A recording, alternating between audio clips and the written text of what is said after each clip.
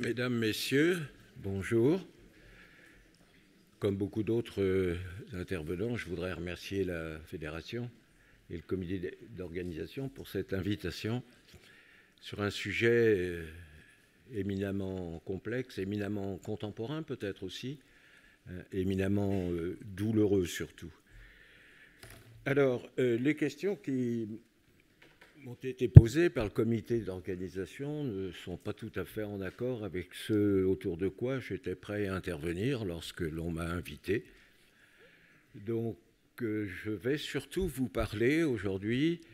On en sait quelque chose, on en a entendu parler hier, beaucoup plus aujourd'hui, de ce que pourrait apporter à la victime d'un mineur agresseur sexuel, comme à l'auteur mineur d'une agression sexuelle, la justice restaurative. Quelques généralités avant d'entrer un peu plus dans le fonctionnement de ce dispositif que d'aucuns considèrent comme appartenant plutôt à notre modernité, ce qui est définitivement erroné, puisque ces pratiques sont des pratiques ancestrales, bien évidemment, que nous avons adaptées à minima aux droits humains. Mais ces pratiques ancestrales sont réelles et on les trouve sur tous les continents, dans toutes les civilisations. Ce n'est qu'autour, vraisemblablement, des années 60, plus précisément encore 1970, que ce dispositif, cette philosophie humaniste a été redécouverte. Pour une raison assez simple, le dysfonctionnement des services de justice pénale. On pourrait dire pour des raisons, si de dysfonctionnement des services qui gravitent autour de la prise en compte, et non pas seulement de la prise en charge, mais de la prise en compte des infracteurs en général, et pour ce qui nous concerne, les mineurs, infracteurs en situation de délinquance, et plus précisément encore sur les mineurs auteurs d'agressions sexuelles. D'emblée, il convient de souligner que la justice restaurative n'est pas un acte de procédure. Cela laisse supposer, sans pour autant que trop de liberté soit prise par les personnes qui sont formées, que toutes les dispositions liées au droit pénal et à la procédure pénale ne sont pas définitivement utiles dans le cadre de la mise en œuvre d'une mesure de justice restaurative qu'une circulaire, et assez logiquement de 2017, après la loi de 2014, a considéré comme étant une justice, le mot a pu être mal compris et entendu, autonome. Cet espace de dialogue ne participe pas d'une précipitation particulière, d'une improvisation particulière. Il fait l'objet d'une préparation très rigoureuse, considérée parfois comme rigide, mais qui veut simplement, mais ce simplement est essentiel, éviter une revictimisation des personnes qui seront prises en compte. De ces points de vue, je ne vais pas entrer dans les détails d'ordre statistique, sauf à observer qu'on oublie souvent tous leurs biais, sauf à observer qu'on veut remettre à l'œuvre des techniques que l'on connaît bien, du point de vue méthodologique, etc. C'est assez désespérant quand on traverse le temps. Mais cette manière de prendre en compte les personnes mineures, et le mot est important, ils sont ces mineurs, elles sont ces mineurs, des personnes. La prise en compte de ces personnes repose sur des conditions qui ont précédé naturellement la loi et qui ont été organisées d'une manière telle que la revictimisation n'intervienne interviennent le moins souvent possible, n'interviennent pas, bien évidemment, du tout. La première des conditions posées par la loi du 15 août 2014, qui s'appliquait déjà aux mineurs comme aux majeurs. Mais assez curieusement, il a fallu attendre le 30 septembre 2021 pour que l'on considère au sein du Code de la justice pénale des mineurs que la justice restaurative était devenue un droit, un principe fondamental, au même titre que tous les principes fondamentaux et spécifiques de la justice pénale des mineurs. Bref, il doit y avoir des raisons que j'ignore, mais les choses sont en train de bouger de manière significative. On l'a vu au travers des présentations précédentes au sein de cette administration. La première condition, c'est l'information. Elle est obligatoire si c'est un droit. Aujourd'hui, tout service recevant à minima un justiciable, plus largement une personne ayant été victime, on l'entendait auteur d'une infraction à caractère sexuel, doit être informé sur l'existence de ce droit à la justice restaurative. La deuxième condition, c'est la reconnaissance des faits par l'un et par l'autre. La troisième condition, c'est le consentement, le caractère volontaire. On entre dans le dispositif parce qu'on le souhaite et on en sort quand on le désire. Il n'y a aucune contrainte. La quatrième condition, on l'a évoquée, elle est nécessaire, c'est la confidentialité.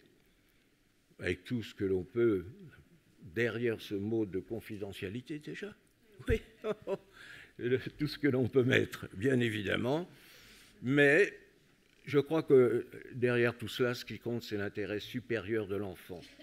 Et toutes les oppositions qu'on peut, ici et là, mettre en évidence, doivent effectivement se soumettre à ce principe supérieur. Au-delà des confusions entre l'article L13.4 justice restaurative et les mesures éducatives judiciaires, des articles L112.8, etc., au-delà d'un certain nombre de résistances de la part des différents intervenants, tout au long de la chaîne pénale, ce dispositif est tout à fait applicable et souhaitable au bénéfice des mineurs infracteurs. Alors, deux types de rencontres restauratives sont particulièrement adaptés. La médiation restaurative en face à face, qui se déroule en présence de deux animateurs spécialement formés, deux médiateurs, et la conférence restaurative qui, elle-même, regroupe davantage de personnes autour de ces protagonistes.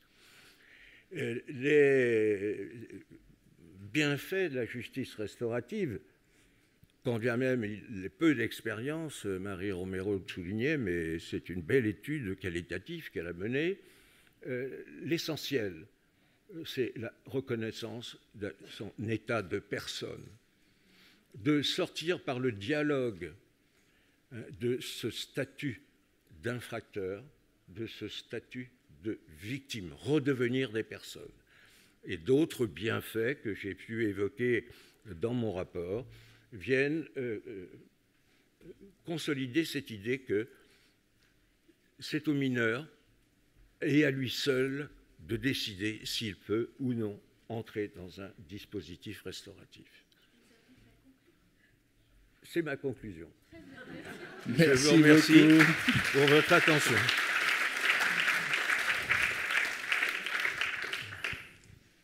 Merci beaucoup. Donc effectivement, les lieux de justice restaurative sont des lieux d'observation aussi de la manière dont l'auteur mineur va pouvoir considérer sa victime. Et la question, ce serait quel serait le vecteur qui permettrait aux structures de justice restaurative de rendre compte de ce qu'elles observent, notamment concernant la manière dont les auteurs mineurs se représentent leurs victimes. Le levier passe par ce partage de la parole entre ces deux personnes qui, au regard des prises en charge auxquelles ils sont invités, n'ont rarement la possibilité d'échanger sans jugement. Et tout au long du processus, la responsabilisation de l'infracteur va l'amener à reconsidérer la victime, à l'égard de laquelle il a pu avoir différentes représentations, comme étant effectivement une personne à part entière. Et c'est ce dialogue qui n'a rien de magique, mais qui repose sur une préparation très, très, très précise, avec une méthodologie très précise, qui ne correspond qu'en peu de choses aux techniques d'écoute et d'entretien traditionnelles, notamment au travers de l'écoute attentive, notamment au travers, vous le faites déjà dans vos différents métiers, du recours systématique aux questions ouvertes, qui vont amener l'intéressé précisément à imaginer la personne qu'il a infractée comme étant davantage une personne qu'un objet particulier, ou comme un individu plus objectivé que subjectivé. Alors, vous nous avez un peu mis dans l'embarras, parce que cette question, vous nous avez dit d'emblée que vous n'y répondriez pas. Alors, je réessaye quand même une dernière fois. Ces mineurs qui arrivent justement dans votre expérience de justice restaurative, comment ils sont au départ vis-à-vis de cette victime?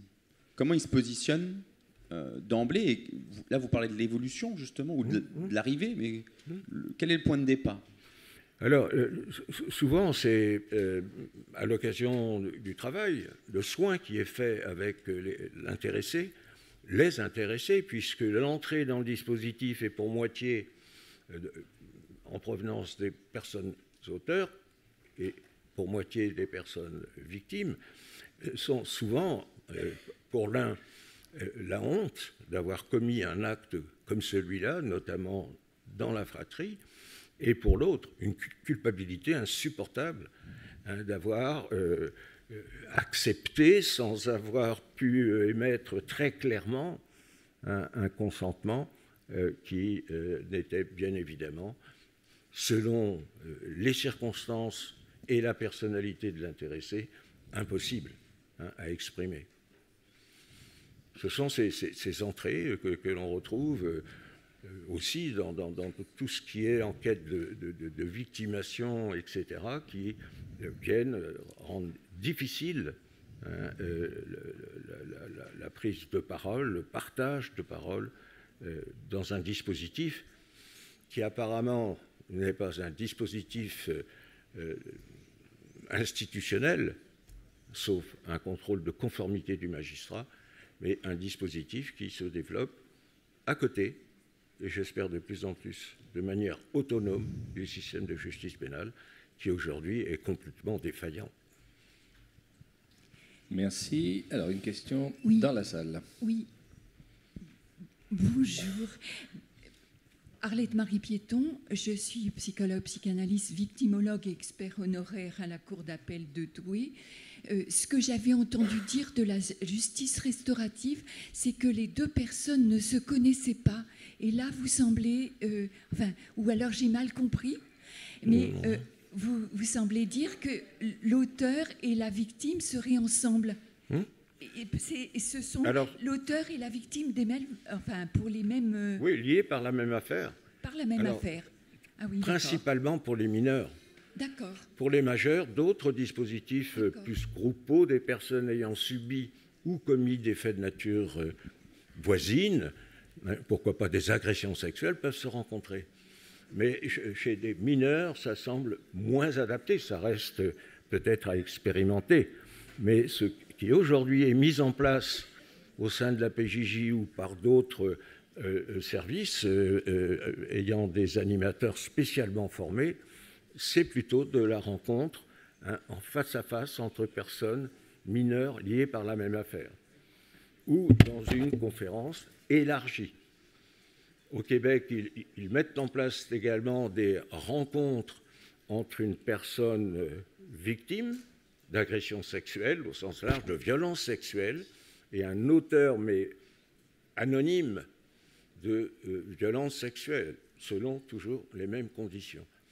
Mais la condition sine qua non pour qu'il y ait justice restaurative, c'est que l'auteur et la victime, qu'ils soient proches ou ne se connaissant pas, soient présents dans le dispositif. Et là, en France, il y a des dérives importantes, puisque des dispositifs se mettent en place exclusivement au bénéfice des victimes, c'est sans doute très bien, exclusivement au bénéfice des auteurs, mais ni c'est mis en œuvre spécifique ne participe de la philosophie de justice restaurative. C'est sans doute plus facile, c'est sans doute efficace, mais ça n'est pas de la justice restaurative, il faut être très clair. Bonjour, je suis là. Bonjour, je suis Céline Selem, psychologue sur le CRIAS Midi-Pyrénées. Je voulais poser une question sur donc les conditions d'accès pour les mineurs, vous les avez bien rappelées, la reconnaissance des faits, le consentement. Et je me posais une question qui est double. Comment gérer avec les familles l'autorisation, enfin les parents qui peuvent être bloquants ou pas bloquants, et tout ce qu'on s'est dit sur l'impact du système familial, etc. Et comment ça peut être pris en compte pour la justice restaurative des mineurs. Alors c'est une vraie question, je vous en remercie. Enfin, toutes vos questions étaient de vraies questions. Mais c'est un point très important. Et on en a parlé beaucoup, et je pense qu'on en parlera encore longtemps. Tout cela tourne autour du discernement et de la maturité qui sont exigés aujourd'hui à l'article L13.4, qui pose, parmi d'autres principes fondamentaux, le droit à la justice restaurative. La maturité, c'est une question sans fin. Beaucoup considèrent qu'elle n'arrivera peut-être jamais. Le discernement, on en a parlé, c'est à la fois l'aptitude à tirer profit d'une mesure en particulier, mais plus généralement, la capacité à comprendre le déroulement d'une mesure que l'on propose, mais cette proposition est naturellement un droit pour les personnes concernées. À partir de là, une première hypothèse très, très simple, puisque les représentants légaux, au sens large, doivent donner leur accord selon l'article L13.4. Tout le monde est d'accord, pas de difficulté. Par contre, imaginons que les parents soient de près ou de loin mêlés à ce que les intéressés ont vécu.